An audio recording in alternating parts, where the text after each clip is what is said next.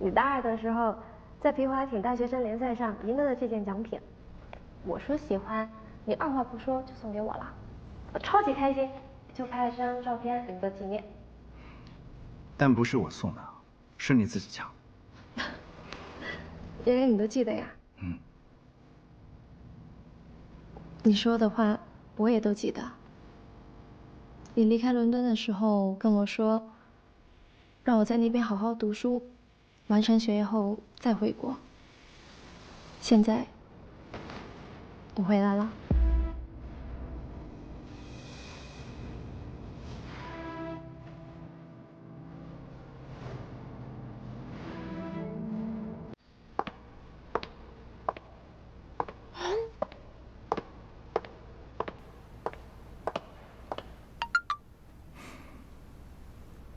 我到楼下了，等你。对了，有件事来不及告诉你，我快要结婚了。和谁呀？是以前伦敦认识的吗？你不认识的，有机会介绍你认识，别太晚回去哦。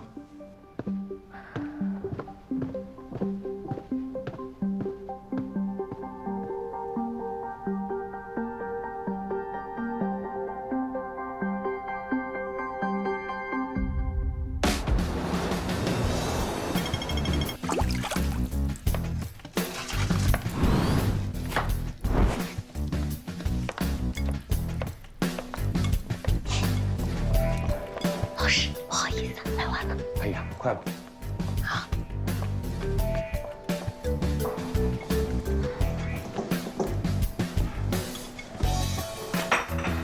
不好意思啊，问一下，今天做什么菜啊？田园沙拉。我们是不是在哪儿见过？金达集团。我们认识吗？在公司见过一次的。你好，我是许岩。你好，我是方磊。我是沈浩明的未婚妻。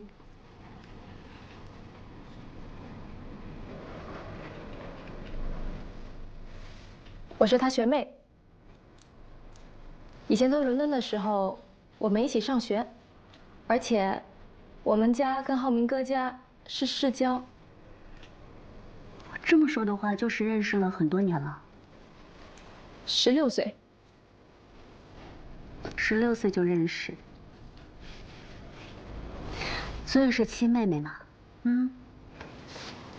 没事常来我家玩，我们可以去逛街。好啊。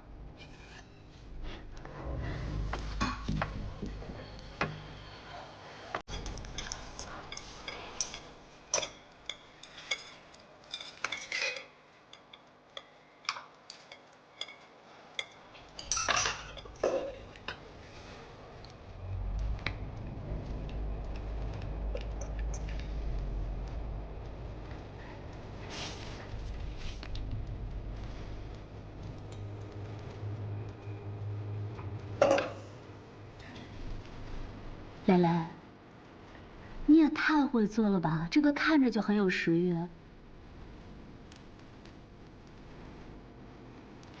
我能尝一下吗？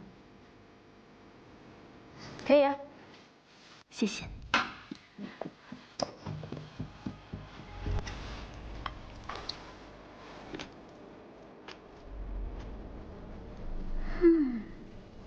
真的很会做。你一会儿还有事吗？没事，我们去吃饭。你教教我怎么做的。好啊。这段时间，你爱人许岩经常去照顾我岳母，我岳母的病情也得到了缓解，状态也比之前好了许多。难道你不知道？他没有跟我说过。那也许是巧合吧。最终在许岩的帮助下促成了这单合作，可许岩的死对头又开始搞事情了。哎，等会儿，怎么了，姐？没事，这人怎么这么眼熟呢？就是个骗子，连给我提鞋都不配。就算我是骗子，我也努力让你变成像我讨饭吃的狗。爷爷，没事吧？演什么呢？原来许岩的死对头孙思维无意间在听到最近有一篇报道，一个女子接连骗了3个男人结婚，以这种方式骗取天价彩礼，被警方抓获后，新闻还特地报道了一下。孙思维看了看报道，突然觉得照片里有一个男的很是眼熟，仔细一想，觉得跟许岩的爸妈很像。于是他觉得许岩刚开始来的时候，只是说家里边只有一个姥姥，什么时候又有了个在国外的父亲，肯定是在说谎，说不定他的背景身份都是假的，也是像报道中的女人一样捏造身份嫁入豪门，也觉得这是扳倒许岩的一个绝佳的好办法。而为了验证自己的想法，他找到领导，以参考婚礼为由，从他手里骗到了婚礼照片，随后回到工位上，再三比对了照片，确定2人就是同一个人，心中窃喜不已。为保证万无一失，他带着小助理找到假扮许岩父亲的高亮杰，威胁他配合自己，想着在台里推举财经主播的时候给许岩致命一击。一切准备就绪后，他来到许岩面前，说了许多奇奇怪怪的话。你放心，我的这个样片绝对真实，而且足够震撼。他的话许岩并没有在意，而是时刻准备自己竞争财经主持人。他的表现极为出色，评委们很是满意。隔天孙思维特意邀请许岩做自己节目的嘉宾，许岩不知道他的葫芦里到底卖的什么药，并没有答应。可就在这时，主任出来助攻孙思维，无奈之下许岩只好答应。节目开始后，孙思维先是向大家讲述了最近骗取高价彩礼的那个新闻，接着又请来了高亮杰。许岩看见他的那一刻很是惊讶，孙思维看见后觉得自己稳赢。他打开许岩婚礼的照片做对比，还不停地质问2人之间的关系。请问你们是什么关系？照片上的这个人是不是你本人？你是不是许岩的假冒父亲？请你正面回答。许岩见状站起来，把事情的焦点转移到2人的竞争之上。所有人都明白孙思维的能力不行，是他羡慕嫉妒自己，所以才请人来陷害他。可孙思维看着许岩慌张表情，料定自己挖到的就是王牌。照片上的这个人是不是你？你到底有没有假扮许岩的父亲？看着孙思维在那里犀利的说话，在座的同事们也有一点震惊，此刻都在下面小声的议论。一时之间，许岩的身份就这样被大家怀疑，他也顿时被推到了风口浪尖上。而孙思维看到许岩有点慌张的样子，觉得自己这个王牌简直是太炸裂了，看到对方反应不过来的那种表情，更是到达了制高点的高兴。可他万万没想到事情会迎来反转，高亮杰临时变卦，不是，那人不是我。高先生，您这儿有块胎记对吧？啊，对，我这儿有胎记，你看这儿。大家拿出照片仔细对比，发现婚礼上的男人脖子上根本没有胎记。原来许岩在孙思维威胁自己后，便猜到他可能查到了一些东西，于是他约见了高亮杰，商量做了这场局。而且早在之前，许岩就让男人遮盖胎记，也算是他的一张保命符。此刻的孙思维彻底懵了，他认定2人就是串通好了。串通好了是吧？在这给我做局呢！我劝你冷静一点。这场闹剧就这样结束了。因为节目失误，孙思维就这样被主任停职，还失去了竞选财经主持人的机会。事后许岩找到孙思维，让他不要再想着对付自己。孙思维很是气愤，责骂许岩就是个无所不用其极的骗子，连给自己提鞋都不配。而许岩并没有反驳回去，他余光中瞥见沈浩明来了，于是他故意靠近孙思维，激怒了这个蠢货。如许岩所料，女人被激怒后狠狠扇了他一巴掌。沈浩明看见后，立马冲过来关心许岩，而许岩则换上一副被欺负楚楚可怜的模样。你演什么呢？你是孙思维？我是。通知法务部，放下所有手头工作。我爱人遭遇职场霸凌，让他们马上出方案，追究他的责任。他叫孙思维。孙思维终究为自己的蠢付出了代价，而许岩则顺利成为了财经新闻的主持人。欢迎收看财经新闻，我是主持人许岩。有女孩捏造千金身份嫁入豪门后，用自己的实力不仅帮丈夫拉到了合作，还让婆婆对她百依百顺，甚至家里的保姆都对她的印象改变。我觉得你现在跟以前不太一样了。哪里不一样？你现在啊，更像这个家的女主人。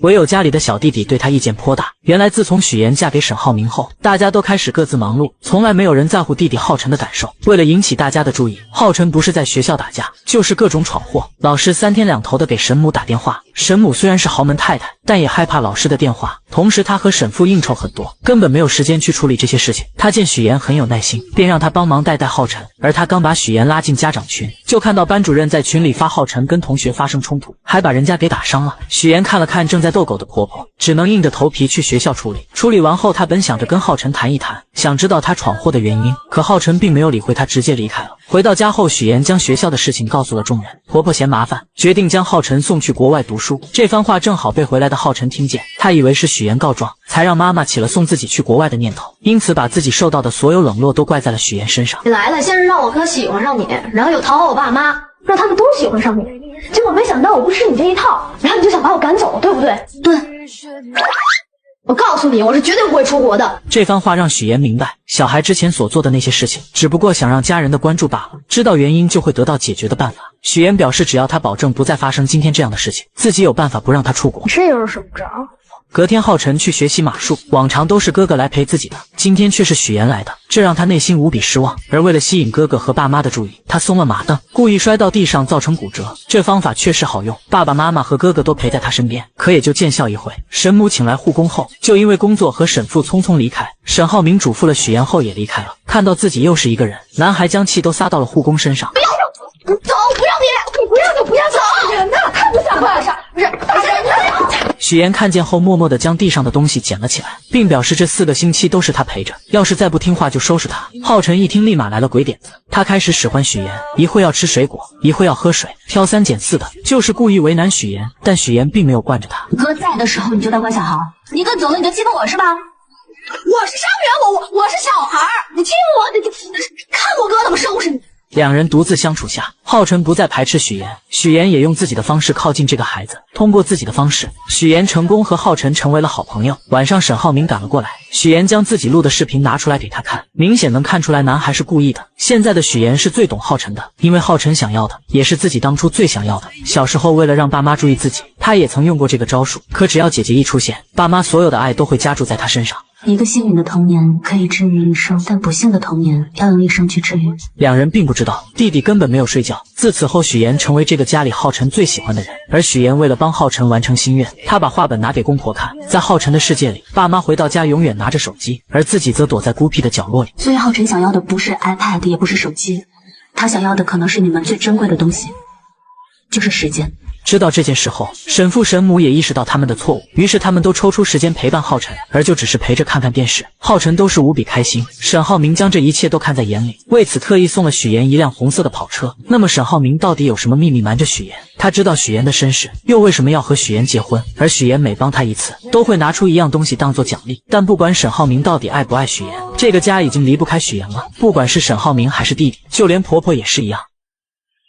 可回来了。怎么了妈？下个月初就是晨晨的生日，你看咱们怎么给他办好？他喜欢你，你想个主题，他肯定喜欢。我想想，事情交给你妈去发现。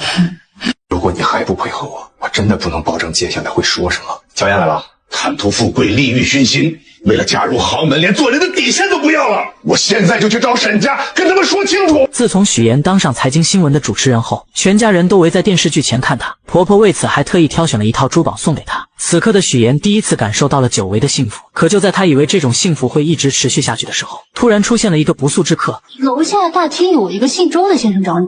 男人跟许妍曾有一面之缘，几年前两人在同一家咖啡店争取想要的岗位。许妍在简历上关于家庭成员的那一栏没有填写，猎头不停地诱惑她，将父母的身份写成在国外做生意，因为这样就算查也查不出来什么。毕竟在当今的社会上，家庭背景在职场上也是一个加分项。就在许妍犹豫的时候，后面的男人，也就是周泽远制止了她。我劝你不要听他忽悠，简历造假等同于在自己的职业生涯当中埋下了一颗不定时的炸弹，说不定哪天砰的一声就炸了。到那个时候，你的信誉和你之前所付出的所有努力都将付之东流。这时的许妍还很是单纯，她想了想周泽远的话，决定实话实说。这番举动把猎头直接气走了，就算佣金翻倍也不接他这一单了。出来后，许妍不停地打电话求职。突然，男人拿出2朵用报告书折成的向日葵送给她，鼓励她不要气馁，就像这2个向日葵一样，向阳而生，永不低头。两人就这样认识了，互相慰藉着彼此。5年后，周泽远再次见到许妍，这一次的他不再像以前那样，而是带着目的接近许妍。他将许妍带到自己的工作室参观，想让许妍帮自己拉到沈浩明的投资。许妍观察了一番后觉得可行，可就在她去卫生间的时候，无意间听到员工之间的对话，彻底打消了让丈夫投资的念头。我现在接的活特别轻松，网站一做啥也不干，一天500的，比你在剧组轻松多了。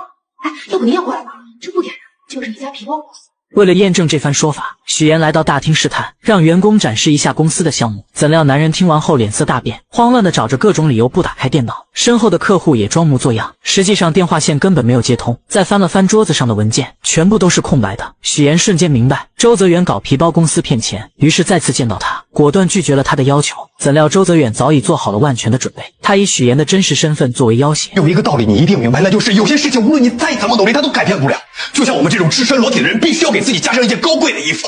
既然都是同类，那更要互帮互助了。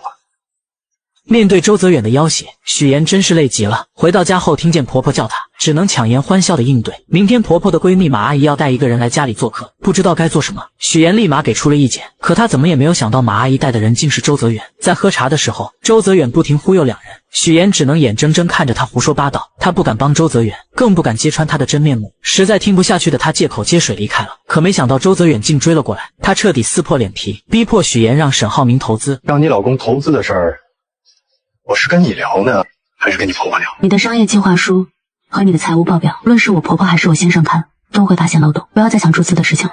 周泽远见许妍不上当，继续忽悠他，表示只要沈浩明一小笔的投资就行。但聪明的许妍很快就识破了他的阴谋。周泽远要的不仅仅是钱，他最想要的是沈家的名声，借沈家的势力骗更多的钱。你现在所做的一切都是敲诈勒索，是犯罪。小妍，我突然发现你这么维护沈浩明，这么在意他，你原来是个纯爱战士啊！我今天听到的最滑稽的故事，说一个贫寒女骗子嫁入豪门，她不是为了钱，她居然玩起了纯爱。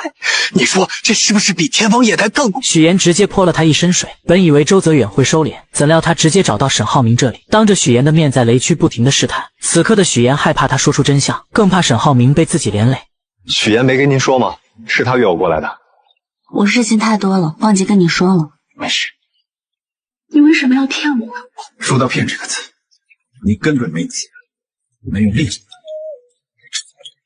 如果我要找一个门当户对的真亲戚，可能他们不会容得下我年轻时候犯的错误，容不下我的儿子。许妍怎么也没有想到，弟弟浩辰竟然是沈浩明的儿子，而他也一直都知道自己捏造身份的事，默默地看着自己一次又一次的说谎。被揭穿后，许妍直接提出了离婚，怎料沈浩明却拒绝了，还用许妍的工作来威胁他。你现在还没有正式加入新闻岗，你应该不希望当中会出现什么差错吧？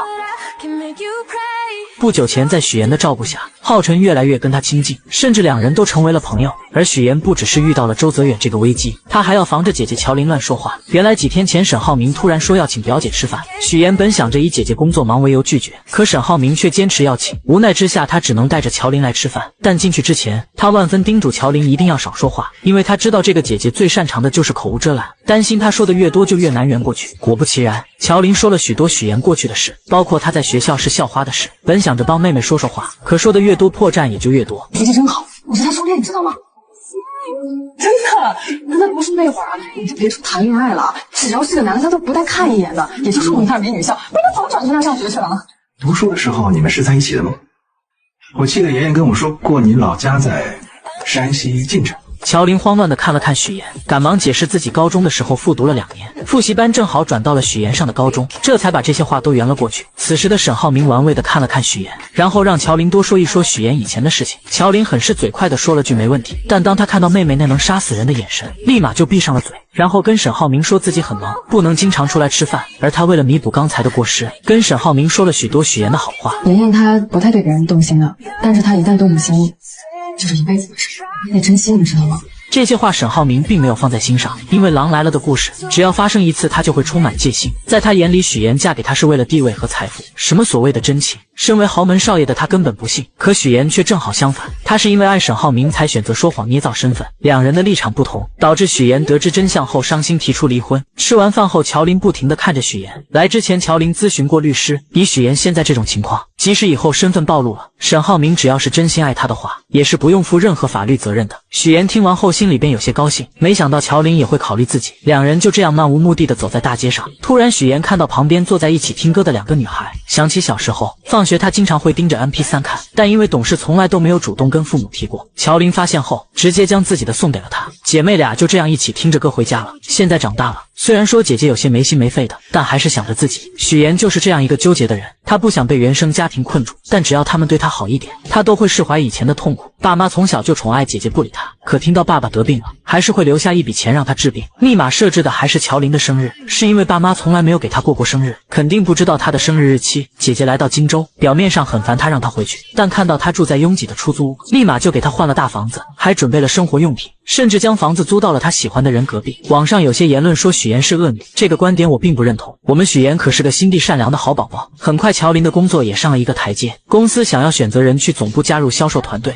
乔琳因为化妆技术和销量第一，所以在这个候选名单之内。本来说乔琳对自己也是十分有自信的，但是听到领导说自己学历太低这件事，觉得确实是自己的短板，便想要抓紧有限的时间来提高学历。乔琳知道学习是自己一直十分头疼的事情，于是她找到于一鸣帮忙，于一鸣很是爽快地答应了，这也大大加快了两人的感情发展。其实你们姐妹两个脾气挺像，都很倔，明明心里互相关心对方，就是不能好好坐下来聊一聊。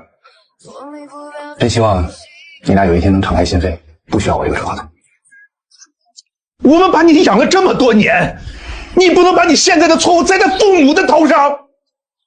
不会的，你们不会知道你们做错了什么。自从许妍得知周泽远办皮包公司骗投资后，便拒绝了与他合作，因为他明白，虽然周泽远只让沈浩明投资一小笔不起眼的钱，但他的目的却是借着沈家的势力去骗更多的人。可周泽远又怎肯轻易罢休？他将许妍不肯帮忙，直接来到沈浩明面前，不停地提起许妍的假父母，试图让他说服沈浩明投资他的公司。但他心里的那点小九九早就被老谋深算的沈浩明看清，他并没有继续和这个骗子谈下去。谁知周泽远又找到许妍，直接撕破那虚伪的嘴脸。如果你还不配合我真的不能保证接下来会说什么。无论你说什么，我都不会让沈浩明牵扯进你的骗局里。周泽远还是低估了许妍对沈浩明的爱，不管他怎么胁迫，许妍根本不愿配合。怎料男人见许妍这样，为了拿到钱，他往后退一步。这次他可以不要沈浩明的钱，但这笔钱必须许妍来出。我给你1晚上的时间考虑，否则我就在网上曝光你。从这之后，男人像个恶鬼，时刻缠着许妍，就连晚上都会打电话催着要钱。而这些沈浩明都明白，他早就让助理查过周泽远是个什么样的人，也知道许妍打电话的对象就是他，但他什么也没有说，只是悄悄在背地里帮许妍解决一切。经过1晚上后，周泽远并没有收到钱。一个人能无耻到什么地步？他将许妍堵在停车场，迫不及待的想要拿到钱。好在姐姐乔琳及时出现，假装打电话报警，这才吓跑了周泽远。许妍为此很是感动，姐姐还是那个姐姐，虽然从小父母偏心她，但她依旧是那个将自己护在身后的姐姐。虽然姐没什么能耐，但是妍妍你放心，只要有我在，绝对不能让你受欺负了。我揍他。谁知周泽远更加得寸进尺，这次他直接把许妍亲生父母请到了荆州，还将他编造假故事嫁进沈家的事全部托盘而出。乔爸得知后暴跳如雷，他不理解许妍为什么要这么做，为什么会变成现在这样。我乔建斌一辈子没有做过一件见不得人的亏心事，怎么养出你这样一个女儿？乔爸不停地辱骂许妍，什么话难听说什么，觉得女儿就是贪慕虚荣、利欲熏心，连做人的底线都不要，甚至要去沈家坦白真相，揭穿女儿的骗局。许妍听着父亲的谩骂一点表情都没有，因为她早已死心。在高考那年，她就已经对这对父母不抱期望了，也从来没奢望过他们能够理解自己。无论在什么时候，我遇见沈浩明这样的人，我就是会不顾一切手段，抓住机会跟他在一起。那你也不能欺骗人家。我也不想骗他，是因为从小我就知道，所有的事情我只能靠自己。许妍的话像棉花一样打在这对父母身上，丝毫没有波澜。此刻的乔爸从来没有想过他们的错，甚至觉得要不是他们把许妍接回来，他怎么会有今日？他从来不会想过许妍本该过上像乔琳一样的生活，可他的出生不被期待，只因为他不是个男孩，还患有先天性心脏病。不会的，你们不会知道你们做错了什么。听完这话的乔爸起身就要去沈家揭发许妍，乔母连忙拦住他，嘴上说着为女儿考虑的话，可这幅画面在许妍眼里却是无比的可笑。乔家两口子从来没有想过儿时的经历对许妍的影响有多大，他们也从来没有想过以前是多么偏向大女儿，他们只会觉得我养你一场，怎么到头来还成了我们的错了？是他们亲手把许妍推开，现在却又嫌弃她什么事情都不跟他们说，真是讽刺。这是在演哪一出啊？我明白了，是因为你们觉得这样的生活是应该属于乔琳的，而不是我。这是说你们想要去跟沈家告发我，再从我这敲诈勒索一笔钱。你怎么能这么想？从此我们断绝父女关系，你再也不是乔家人。乔，如果真坐牢，有你陪着也挺好。面对周泽远的威胁，许岩宁愿鱼死网破，也不愿将沈浩明被他拉下水。不久前，周泽远为了让许岩劝沈浩明投资自己的公司，特意将在老家的乔家两口子请了过来。乔爸得知许岩未嫁豪门，竟然捏造身份，恼羞成怒下选择跟许岩断绝关系。而许岩听到后，心里并没有任何难过，甚至觉得是一种解脱。为了封周泽远的口，他不得不把沈浩明送给他的跑车卖掉，将钱转给了他，并警告他这是最后一次，如果还会有第二次，自己一定会报警。怎料周泽远根本不满足，他想要的远远不止这一点。于是他继续用自己手中的把柄威胁许岩，而许岩丝毫不受他的威胁。眼前的男人就是个十恶不赦的诈骗犯，无论如何都不会让丈夫上当。为此，她不惜和对方鱼死网破。好，那就试试，看谁豁得出去。谁知周泽远恼羞成怒下，竟对许岩动手，而许岩也不惯着他，直接一个包击就打了过去。一项1000万，要不再来一下？就在两人僵持的时候，沈浩明打来了电话，他约周泽远下午2点去打高尔夫。这是他自己送上门的，与我无关。下午，沈浩明主动谈到注资，还提出追加投资款。许岩听着很是着急，他想方设法的阻拦，却根本拧不过心意已决的沈浩明。周泽远走后，许岩还是让沈浩明小心这份投资，因为不了解对方的公司背景，想让他再慎重的考虑一下。我希望你待在我身边，每一天都是开开心心、无忧无虑的，不是愁眉苦脸。这天过后，周泽远就消失得无影无踪，直到4个月后，许岩才知道周泽远被抓。他很庆幸沈浩明没有被骗，但是又觉得他好像跟自己之间有点距离，因为他说什么话都是欲言又止的样子。原来沈浩明早就知道一切，他让助理调查了周泽远，也知道许岩受威胁卖掉了自己送的车子。而为了让许岩不再发愁，沈浩明以代理人注资的名义，一边安抚周泽远，一边调查他的犯罪证据，让他再也没有机会威胁许岩。妍妍，如果你将来想投资，需要钱，可以直接问我要，没必要把车卖了。听见这话的许岩心里咯噔一下，很是担心丈夫是不是已经知道了些什么。没人倾诉的她，只能找姐姐乔琳。乔琳也很是奇怪，周泽远怎么莫名其妙的被抓了。许岩虽然也不知道，但她总感觉有人在背后默默的帮她。乔琳还是觉得，还是找个机会把这件事早点跟沈浩明说清楚。毕竟看着沈浩明那么爱许岩，知道后肯定会原谅的。我是想跟他说的，一直没有找到合适的机会。突然，乔琳看到了于一鸣，她跑过去将他拉了过来，跟许岩一起吃饭。于一鸣本来很犹豫，但一听到许岩也在，就跟着过来了。而乔琳也发现一件事，于一鸣跟许岩真的太不一样了，总是滔滔不绝，比跟自己在一起的时候话还多，心里无比的失落。许岩将一切都看在眼里。晚上回到家，许岩考虑再三后，决定跟沈浩明坦白。他先是试探说自己有一个朋友，在婚前隐瞒了一些事情，但现在两个人过得很好。这个朋友想要主动坦白，可他还没有说完，沈浩明就打断了他，表示只要两人的感情好，根本不需要坦白，坦白了反而会成为两人感情中的一根刺。婚姻其实不应该从原则出发的，你说呢？原则其实只是一种包装，一种说法而已。其实最后夫妻间有个好结果，才是最重要的，对不对？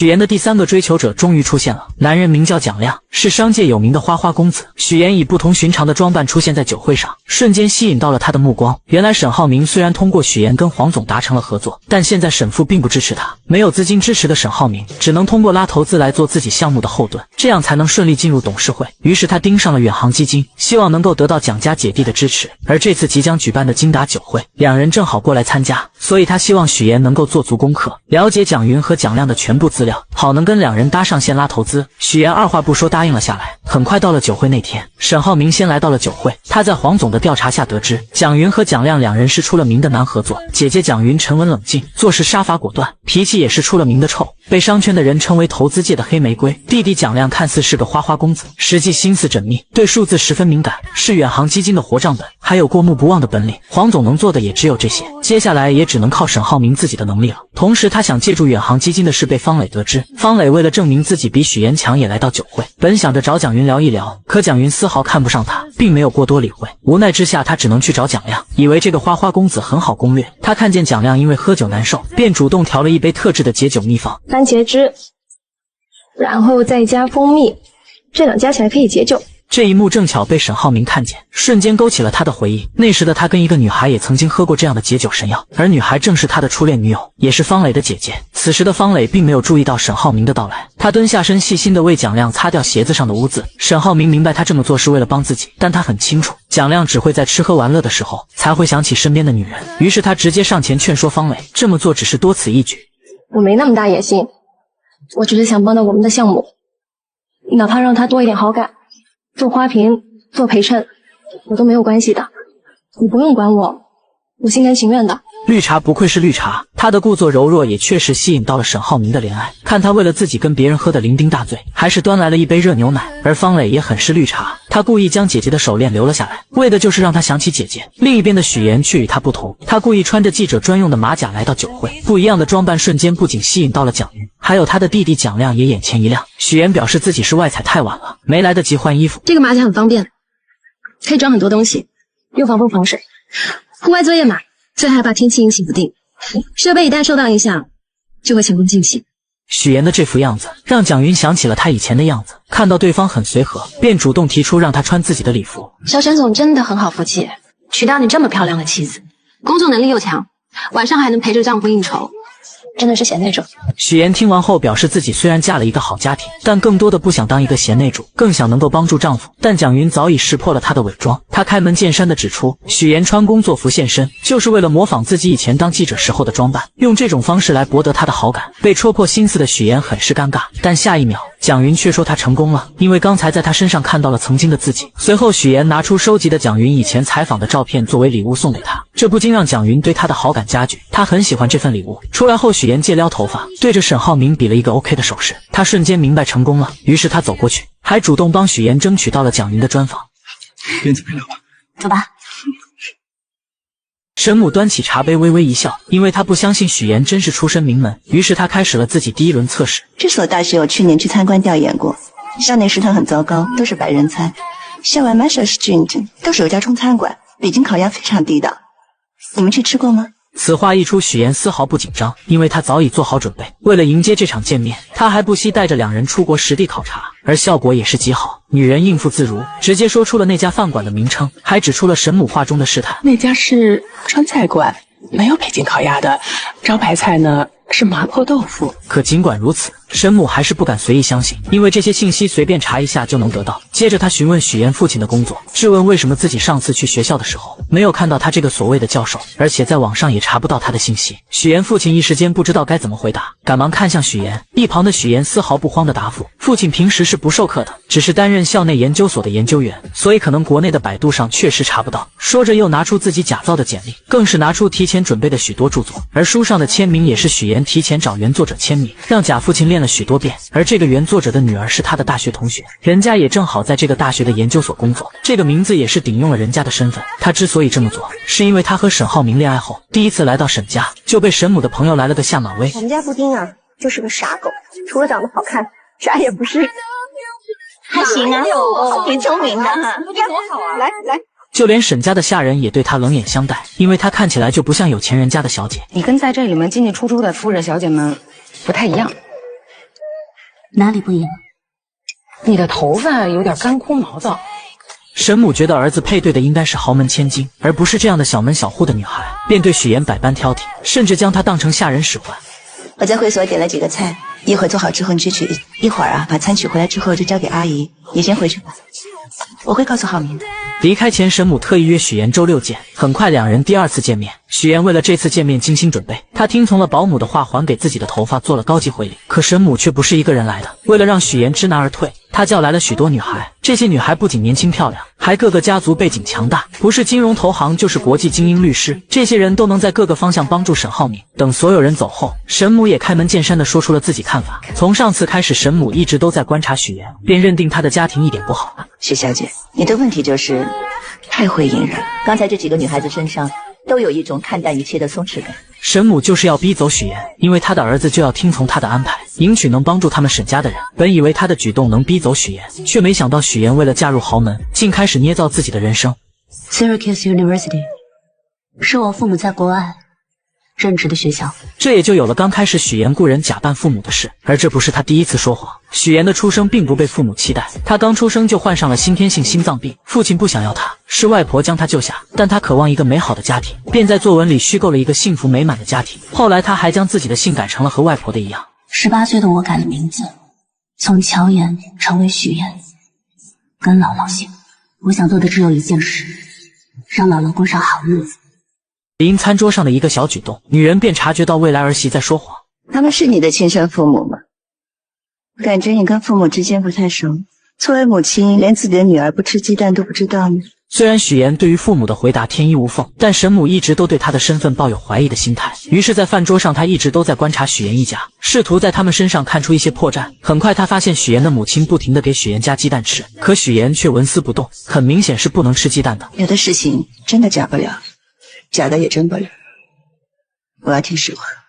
这番话说的许妍差点招架不住，但她很快就有了对策。先是对沈母说对不起，说自己说谎了，表示自己从小是跟姥姥在一起生活，父母为了前程抛下她很早就出国工作了，所以自己基本没怎么见过他们。接着她对沈母打起感情牌，眼泪一下子就流了下来，说自己从来都没有感受过父爱和母爱。如果这次不是因为浩明，不是因为要结婚，我想我根本不会联系他。其实许妍在这里也算是说了真话，她从小确实跟姥姥一起生活，父母将她生下就不管不顾，只将姐姐带在身边。但6岁的时候，姥姥为了让她能有学上，坚持让女儿把她带了回去。许妍本以为回到家里会得到父母的疼爱，可到了才发现，在这个家里她仿佛是个外人，父母只疼爱姐姐，他们还嫌弃自己是个累赘。本以为只要好好学习拿到好的成绩，就会得到父母的疼爱，可在上高中的时候，因为家里没有钱，父亲为了能让姐姐考大学，还特意到学校不让她再继续读下去。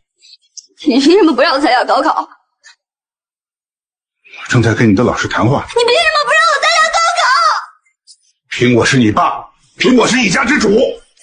任凭许妍怎么哀求，父亲就是无动于衷，还一个劲地说家里穷，让许妍懂点事。可许妍却不明白，明明自己和姐姐都是他们的孩子，为什么姐姐就能考大学，能得到他们全部的宠爱？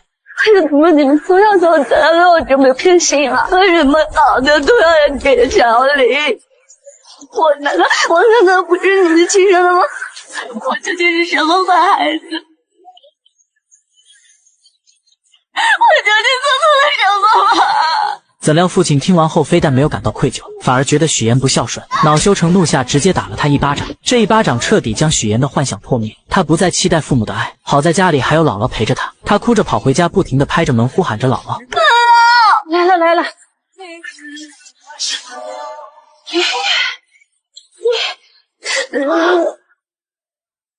许妍抱着姥姥，发誓一定要让她过上好日子。自此后，许妍一边读书一边打工兼职，毕业后顺利进入了一家电视台当策划，但她的目的是当一名主持人，奈何没有人脉，只能一步一步往上爬。而没有背景的她成为主播的发泄筒，为了保住工作，许妍只能忍气吞声。但很快事情就迎来了转机，在一次采访中，她结识了一名超级富二代沈浩明，男人帅气多金又体贴温柔，见他很冷，直接关掉了空调，宁愿自己热得脱衣服也没有一句怨言。会议结束后，许妍因为发烧直接晕倒了，沈浩明赶忙将她接住。等许妍醒来后，看见了自己手上的卡通创可贴，心里顿时暖暖的。这是许妍除了姥姥以后第一个对她有善意的人，所以不免对眼前的男人产生了别样的感情。刚才护士拔针之后，我怕你积血流血，所以帮你贴了创可贴。经历过这次后，两人接触久了就慢慢在一起了。沈浩明更是带着她回家见父母，可沈母却对她不满意，处处刁难她。而为了嫁入豪门，许妍不得不捏造身份，将自己打造成白富美。可身在豪门的沈母对许妍的身份很是怀疑。一顿饭后，她开门见山地询问许妍，许妍见状为了圆谎开始卖惨，而她说的一切都是真的，只有眼前的父母和身份是假的。她的卖惨也成功打破了沈母的怀疑。跟我养父母的难处。还花费了好几个月的工资，好不容易买了一条名牌围巾送给未来婆婆，怎料婆婆连看都没有看一眼，还纵容自己的好姐妹羞辱她。许小姐，你搞错了，你未来婆婆平时喜欢的基本上都是纯色款。马总啊，如果他平时都没怎么留意过，又怎么会知道呢？哎呀，那就要注意呀，要不然将来还是会出洋相的。听完这些话的沈母更是没有理会许妍，直接跑过去跟狗一起玩。此刻的许妍站在这里无比的尴尬，好像自己连这些狗都不如。自从许妍和沈浩明相恋后，第一次感受到了被坚定的选择和爱。但身在名利场，她不仅想要借助男友跨越阶层，还想跟男友有一个未来。她的原生家庭并不好，父母疼爱姐姐，对她弃之不顾，她也想拥有一个幸福美满的家庭，所以她花费很多心思来讨好未来婆婆，不仅捏造名媛千金人设，还卖惨以此来获得神母的信任。可神母打心眼里对许妍的身份有所怀疑，便通过各种办法小心试探着她，想要查出破绽，可每次都被许妍巧妙化解，让她觉得许妍这个女孩子十分聪明，很难对付。这天她正在跟朋友们一起遛狗，许妍过来后，她就开始端着架子什么也没有说，让自己的朋友们将许妍羞辱了一番，接着就去逗狗，将许妍独自晾在一旁。我觉得这个女孩各方面品味都不行，你再考虑考虑，别急着结婚期。而许妍第一次买奢侈品就被嘲笑，对此很是无奈，于是她趁和保姆出去买菜，问问她沈家人的爱好，迫切想要从中获取一些信息。可保姆因为上次和她说话被沈母发现，早就被叮嘱过，什么事情都不敢跟许妍说。但这一趟她也没有白来，在保姆口中得知，沈浩明之前交过好多女友，但都因为沈母不满意，再加上他那些好姐妹在背后出招，就把这些女孩通通赶走了。许妍一听瞬间明白，要想攻略未来婆婆，就要先融入她这些好姐们的圈子里。自此后，许妍便开始对这些豪门阔太们马首是瞻，他们在打球，自己就在旁边捡球跑得很欢，根本不知道人家正坐在一旁讨论她。我看这姑娘不显山不漏水的，还挺有成绩。虽然许妍没有融入到他们的圈子里，但她这趟也没有白来。她发现沈母一直都是大家吹捧着的对象，直到曲总的到来，她的闺蜜们看见曲总后瞬间一拥而上。虽然沈母表面上伪装得很好，丝毫没有变化，但她还是能感受到她很不开心。于是她立马想到了办法，为了能搭讪到曲总，她做了许多攻略，发现曲总对昆曲十分喜欢，尤其是水袖。她来到昆曲培训班，看到曲总很是卖力地跟着教练练习水袖，刚好她小时候也学过一些基础，便想着借这个机会报一个班，专门学习水袖。而她上来也直奔主题，只学习水袖这一种。可不可以直接教我水袖、水袖花，哪怕是不吃不睡，多长的时间能练好？最快也得1个月。自此后，许妍很是努力，在教室练习，在家里练习，工作的时候也在练习。功夫不负有心人，她的努力终于被曲总看见。曲总看到这个小姑娘练得很刻苦，而且零基础就很好，忍不住想邀请许妍来参加自己举办的昆曲大赛，还向她请教水袖花的技巧。随着两人相处逐渐熟络，许妍也偷听到她最想要的资源，那就是莱茵国际学校的入学名额。她灵机一动，找到沈母的闺蜜美玲姐帮忙，因为美玲姐有莱茵校董的人脉，而她的丈夫也需要曲总丈夫的投资，所以她建议美玲姐带着校董来参加自己的节目，她则跟曲总牵桥搭线。一切准备就绪后，许妍又找到曲总邀请她参加，告诉她这档节目不仅莱茵校董会去，自己还给她量身定制了昆曲环节，这让曲总很是心动。节目开始后，许妍更是利用节目环节帮助3个各需所需的人建立关系，而这档节目播出后效果也是极好，收视率一路飙升，许妍也拿到自己梦寐以求的主持人位子，而她更是将利益最大化，来到沈家给足沈母面子，给她的好闺蜜们名额上节目，并且将这些好的事情都推给沈母。沈母听完后很是受用，觉得许妍很是有格局，第一次让她坐到自己身边。会办事的人不少，有格局的不多。想要抓住每一次翻盘的机会，就永远不要把希望寄托在别人身上，不过就是拿你有的换你要的。许妍，我以前怎么不知道你这么有野心有手段？我能挖独家，能做全链条，有专业能力，我凭什么不争不抢？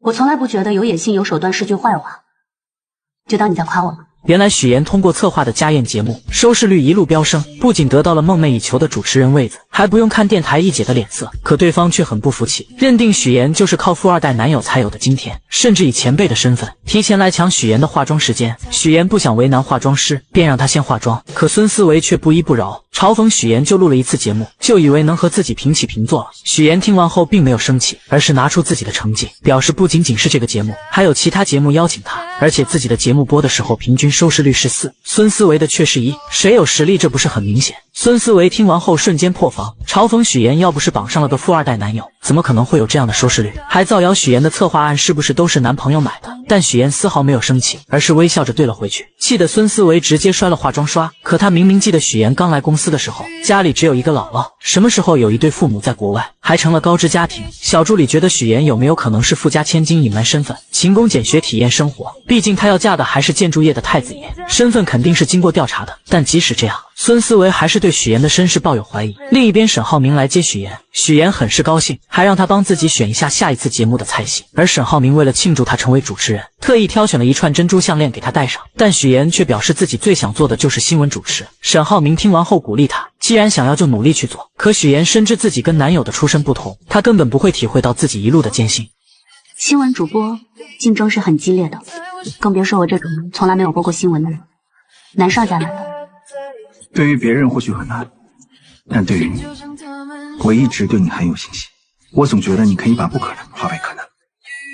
两人现在看似幸福，但许妍内心却无比纠结。如果男友知道自己的身份后，还会不会像现在这样对自己？隔天，许妍来到沈家，无意间在电视上看到自己的亲生父亲，瞬间就起了生理反应。但为了不让沈家人看出异样，她只能强忍着内心的不适。这时，沈父询问她知不知山西的大云县，许妍直截了当的承认，并且说自己姥姥就是那里的人。现在大云县发展的非常不错了，是的，变化挺大的。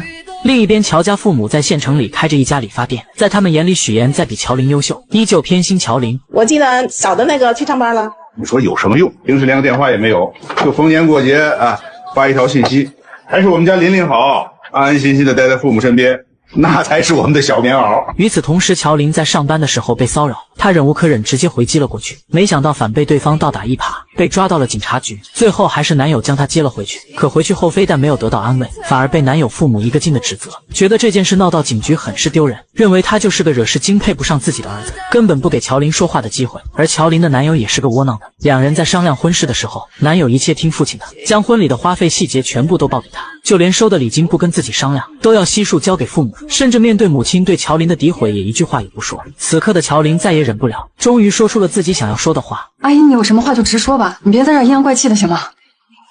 我阴阳怪气的？你说你一个女孩子家，成天横冲直撞的，怎么什么事都不过你大脑啊？今天的事情明明是乔琳受了委屈，可男友父母却一个劲的怪她，担心这件事会影响到男友的事业。夫妻俩的嘴根本就像机关枪一样，嘟嘟嘟的说个不停，让乔琳根本没有一个缓和的余地。乔琳看了看窝囊的男友，终于忍不住选择分手不结婚。可乔家父母得知后，嘴里边都是说男友是银行工作，要多好有多好，根本没有顾虑过他愿不愿意。于是乔琳决定离开这个家，去大城市找妹妹许妍。妍妍，乔妍。为了成功嫁入豪门，穷女孩将自己伪造成名媛千金。可就在她成功骗过未来公婆，即将和男友结婚的时候，乡下的亲姐姐却找了过来。妍妍，乔妍。乔琳很高兴能再次见到妹妹，可许妍压根不想见到她。她现在只想先把乔琳支走，因为男友马上就要过来接自己了。但乔琳拉着她就往外走，可越不希望什么就越来什么。两人刚走出去，就迎面撞上了沈浩明。妹妹好。这位是？我是你的表姐。他来找我。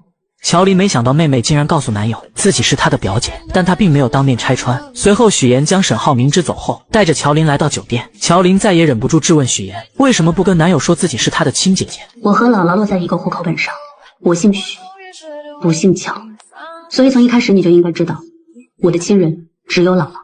乔琳听到妹妹说的那些话，心里不伤心是假的，但她是既得利者，根本不知道许妍这么多年来所受的苦难。在她眼里，许妍就是乔家的一份子，是她的亲妹妹。可自从乔家父母将所有宠爱都给了她后，许妍就不再对那个家抱有希望了。而乔琳也没有想到妹妹会对自己这么抵触，要是知道，她说什么也不会过来找她。现在没有外人在，许妍也懒得装，直接说明自己并不欢迎这个姐姐的到来。如果她只是待几天就走的话，自己能做到现在这样已经仁至义尽了。希望乔琳能够识趣自行离开，因为她没有义务照顾这个不是亲的姐姐。说完就走了，但临走前再次强调了自己现在姓许。我姓许，许妍。乔琳听到妹妹说这些话很是震惊，心里边就以为她是绑上了有钱的男朋友，想要赶紧撇清自己这个贫穷的亲戚。下了电梯后，许妍给姐姐转了1万用作这几天的开销，乔琳二话不说心安理得的收下了。在回去的路上，许妍想起小时候的事情，她的出生就不被期待，父母生完姐姐后想要再生个男孩，可自己偏偏是个女孩，还患有先天性心脏病，父亲嫌她是个累赘不想要，是姥姥一把屎一把尿将她带到了6岁。后来因为到了上小学的年纪，爸妈迫不得已才把她给接了回去。就在她以为能得到爸妈的宠爱时，看到的却是他们对姐姐的爱。家里煤气罐没有关闭，姐姐和自己都晕倒了，但是爸爸却选择救姐姐。之后也发现了自己在这个家里是多余的，为了能生活下去，他变得乖巧懂事，学习成绩也是学校最优秀的。但是爸爸却因为家里困难不让自己参加高考，甚至把家里的那份钱供给姐姐复读考大学。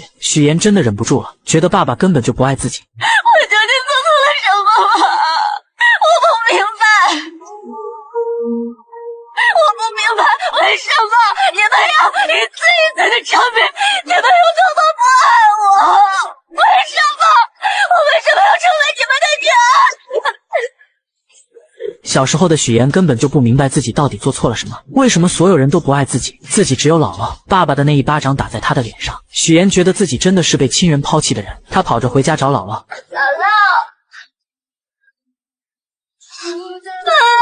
姥姥，来了。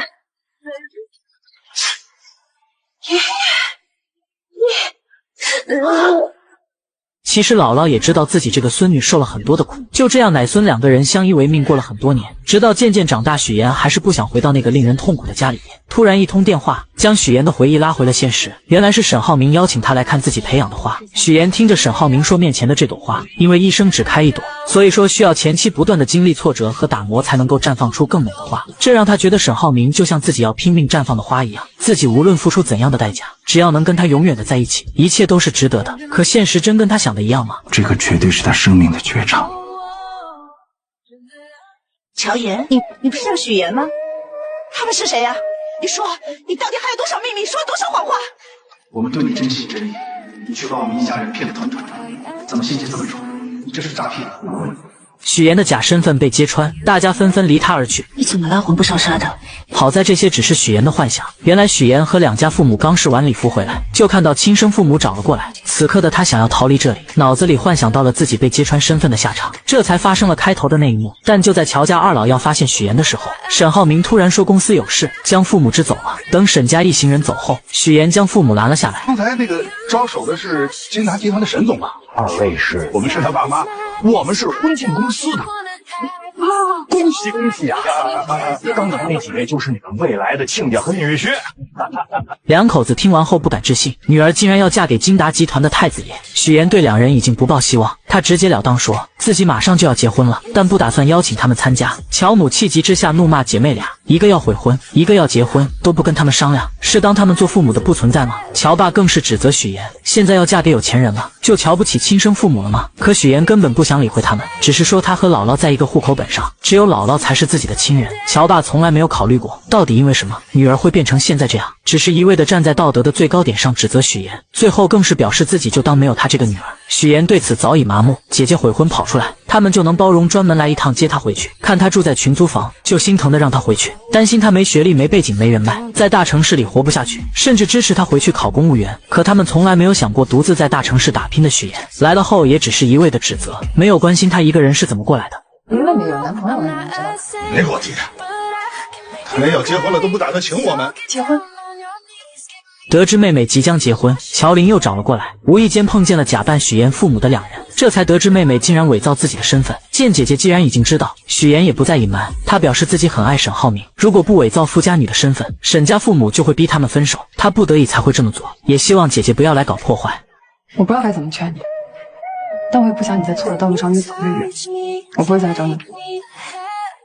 可许妍好不容易将姐姐稳住，怎料母亲又打来电话，一定要参加她的婚礼。许妍没有说话，直接挂断了电话，然后把备注改成了她的名字。为了不让爸妈来婚礼捣乱，许妍特意回到乡下找到姥姥，希望她能帮自己说服爸妈。而姥姥并没有询问什么，她了解许妍肯定是有什么难言之隐。姥姥心里有数了，我打电话把他们叫回来。姥姥是最清楚许妍这一路走来是多么的辛苦，也是最希望许妍能够幸福的人。但许妍的下一句话也让她愣住了：荆州太远了，我怕你折腾。听完这话的姥姥虽然愣了几秒，可她依旧支持许妍的做法，还不停地安慰她不要担心自己。直到许妍打开冰箱，看到姥姥给她做的桂花酱，终于忍不住哭了出来。在返程的途中，许妍再次回想起以前家里没有人记得她的生日，只有姥姥记得，每年都会把她叫回来过。是姥姥供她读完高中考上大学，上大学的时候是姥姥拿出一辈子的积蓄给她，所以许妍什么都不在乎，她只想赚很多很多的钱，让姥姥过上好日子。所以上大学后，她一个人打好几份工，给别人当家教，穿上厚厚的玩偶服宣传，在饭店干服务员，一直忙到深夜都舍不得打车，把赚到的钱除了留够生活费，全部都给姥姥打了回去。哎呦，妍妍，你怎么又给姥姥给钱了呢？姥姥一个人花不了这么多钱的，倒是你在外面读书，你肯定花钱的地方很多呀。吃饭你不许给我省啊，多喝牛奶，多吃鸡蛋，还有那个叫什么维生素，营养补充啊，对吧？我知道啊。这么多年要不是姥姥，她也不会坚持到现在。我告诉自己，只有通过勤奋和努力，才能帮自己翻越一座又一座的高山。只有让自己强大，才是一劳永逸的事。只有达到所有的目标，才能弥补我所有的过失。人伪造身份，终于如愿嫁入豪门。为了不被人揭穿，自家那边的亲戚一个都没请。就在他以为一切顺利的时候，还是被熟人给认出来了。我怎么看着像佳佳同学许妍？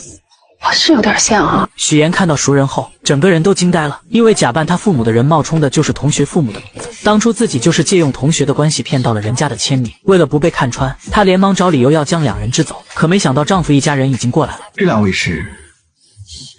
没办法的她只能硬着头皮解释，眼前的两位是大学同学父母，原本就想着打个招呼就行，怎料假父亲却多嘴将人家邀请了进去。此刻许妍杀了他的心都有了，但她只能赶紧进去应付。吃饭敬酒的时候，许妍紧盯着另外一桌，看到他们过去敬酒的时候，立马就赶了过去。您在国外是从事建筑研究？哦，建筑行业，那您跟我的亲家是同行啊？他还专门写了一本书，那个书叫 Sustainable Building Design。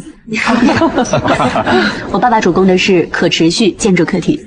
我研究的方向是建筑五大力学。咱们虽然是同行，但相差甚远。为了不露馅，许妍不停的圆场，同时悄悄拍了拍假母亲的后背。女人立马心领神会，假装不小心碰到酒杯，将里面的酒泼到了对方的衣服上，最后以换衣服巧妙缓解了这一局。许妍走后，沈浩明带着一个女人来敬酒，对众人说是自己的妹妹。女人明显愣了一下，这个女人的出现让许妍也产生了一点危机，因为早在婚礼前，许妍就发现她回国后直接入职了金达集团，而且和沈浩明关系匪浅。到了新婚夜，女人再次给沈浩明发消息，约他到无边泳池见面。沈浩明本不想理会她，可女人却以死相邀。沈浩明无奈之下看了看许妍，然后出去了。来到泳池边见女人没有事，便准备离开。你真的不怕我像我姐那样淹死吗？不要轻易说淹死这个词。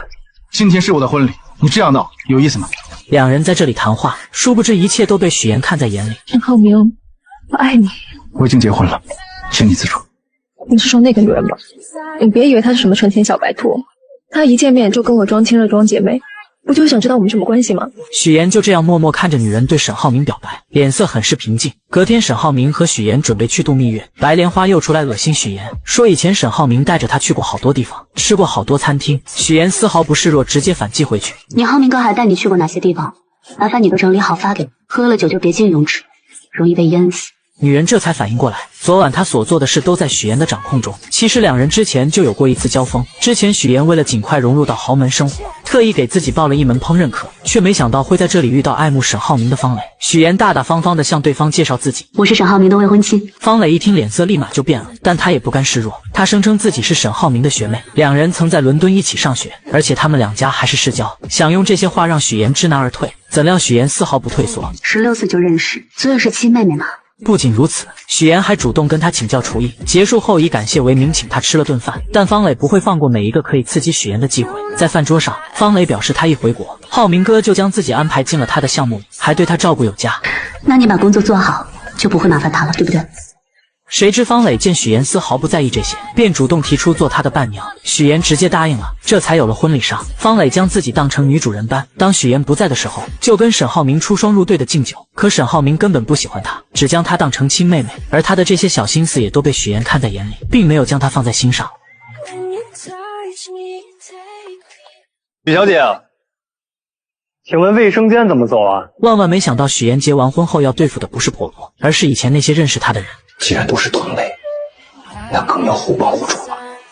许妍跟沈浩明结婚蜜月后，便带着他去乡下见了姥姥。姥姥看见后很是高兴，还亲自下厨做了好多菜。而沈浩明看见姥姥很欢迎自己的样子，心里很是温馨，但他更想要多了解许妍以前的生活。许妍在门外听见两人的对话，担心露馅，便拿着婚纱照来到厨房，以挂相片为由将沈浩明给叫走了。晚上许妍跟着姥姥一起睡觉，姥姥忍不住还是将乔父的肿瘤的事说了出来。虽然说这个人当爸爸十分的不称职，但还是希望许妍能去看一下。我知道你对他是什么看法，但你这次结婚不是也别请他去吗？他现在得了病，姥姥觉得你还是应该去看看他的。许妍听完后并没有给姥姥准备的答复，不停地找事情打岔。隔天一大早，姥姥特意邀请沈浩明一起去早市买菜，沈浩明二话没有说就同意了。一路上，姥姥不停地夸沈浩明，帮许妍说好话，而他说这些就是为了铺垫后面的那几句。如果他犯了什么错，你就多包容，行吗？行。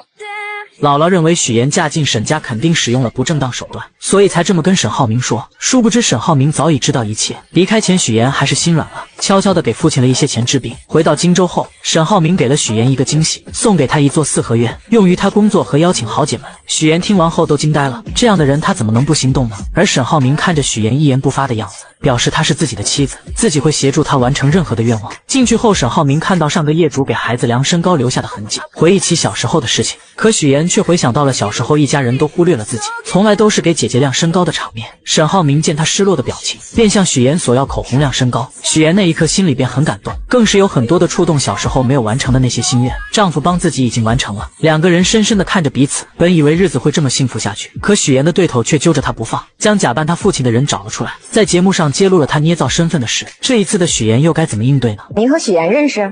认识，我们很熟啊。请问你们是什么关系？照片上的这个人是不是你本人？你是不是许岩的假冒父亲？请你正面回答。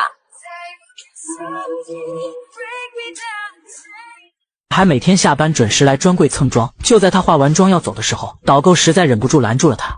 你要不把你刚刚试的这些挑一个买了吧？为啥呀？我用的都是试用装。一周啦，姐姐，这外面不管是刮大风还是下大雨呢，您都会在下午5点钟准时来到这里蹭妆。还不知道的以为你在这上班打卡呢。女孩听完后表示，自己不全部试一遍怎么知道要买哪一个色号，并且也没有规定试妆次数。刚说完，乔林就拿出试妆6次的标签。女孩见说不过，直接来句自己就不买。要是她再拦着自己就去投诉，乔林也没有办法，只能放她离开。下班，乔林回到出租屋，听到室友正在给家里打电话，而这个室友就是刚才去蹭妆的女孩。女孩省吃俭用，就是为了把钱打回家里。乔林也明白了她为啥总是去专柜蹭妆了，而她专门带了一些小样送给了女孩。隔天，乔林在整理公司货架的时候，不小心将手臂给砸伤了。可他怎么也没有想到，给他治疗的医生竟然是高中时期暗恋的校草。但当时校草喜欢的人是妹妹许妍。林一鸣，我今天来就是想告诉你，我不想谈恋爱，我现在只想好好学习，其他的事都不在我的计划里。我不会耽误你学习的，我就想跟你说我喜欢你。我不喜欢你。时隔这么多年，男人依旧喜欢许妍。他之所以跟乔林相认，就是为了问他索要许妍的联系方式，但他并没有直接要，而是借口他的伤。此刻的乔林私心是不想给他联系方式，于是自己拿起手机给妹妹打了电话。当男人见到许妍手上的戒指后，便明白他们之间已经不可能了。你结婚了？上个月。虽然有点晚了，祝你新婚快乐。最后，于一鸣失落的回去了。许妍将姐姐送回家，看到她和几个女孩子合租在一起的房子，还找到了一份工作，便明白姐姐是铁了心要留在荆州。既然如此，决定帮她换个更大的房子，希望她以后不要给自己添麻烦。乔林听完后气不打一处来，他表示今天要不是于一鸣，自己根本不可能联系他。可许妍根本没有听他说的话，隔天直接找来几个彪形大汉，强制性给乔林搬家。起初乔林极度反抗，就是不搬。不搬。你不搬？不搬。好，我忘记告诉你，新家公寓邻居是于一鸣。当听到新家的邻居是于一鸣，乔林的态度立马360度大反转，立马就搬家。许妍对这个姐姐很了解，她也知道姐姐一直都暗恋于一鸣，所以她就是故意这么做的。乔林搬过去的第一天大早就收到了于一鸣的早餐，这让她万分惊喜。与此同时，乔林的前男友妈妈调查到，乔家在商业街买了一套门面房，在他们眼里，乔家穷得叮当响，根本就没有钱买门面房，那肯定是拿他家的彩礼买的。女人觉得既然两人已经分手了，那就要把彩礼追回来。乔林男友是个窝囊的，当即就给乔林发去了消息，没想到乔林已经将他拉黑，而且电话也打不通了。气急之下，他直接来荆州找许妍，想要从他口中套出乔林的住址。请问先生，您有预约吗？没有。不好意思，我们这里没有预约，不能进。没办法的林涛只好出来碰运气，看能不能碰到许妍。巧的是在餐厅碰见了许妍，正在拜托于一鸣照顾乔林。乔妍，你为什么让他照顾乔林？这谁呀？此刻的林涛认定乔林悔婚，就是许妍在背后挑唆的。他恼羞成怒下，在餐厅大吵大闹，甚至要对许妍动手。好在于一鸣在场推开了他。就在这时，许妍发现自己的死对头过来了，急忙找个借口把林涛给带走了。孙思维看到这一幕，本想着看能不能挖出点许妍的把柄，可于一鸣根本不理会他。与此同时，许妍将林涛带到另一家餐厅，告诉他既然两人已经分手了，那就不要再去找乔林了。至于彩礼钱，自己会帮姐姐还。这准是彩礼的事吗？我要的是人。我不知道。行，不说是吧？那我就天天来，我上你们单位去要人，上你婆家去要人。你不是嫁得挺好吗？我让他们了解一下，你到底在外边干了些什么见不得人的事儿。你嘴里没句实话，不是嫁得挺好吗？我让他们了解一下，你到底在外边干了些什么见不得人的事儿。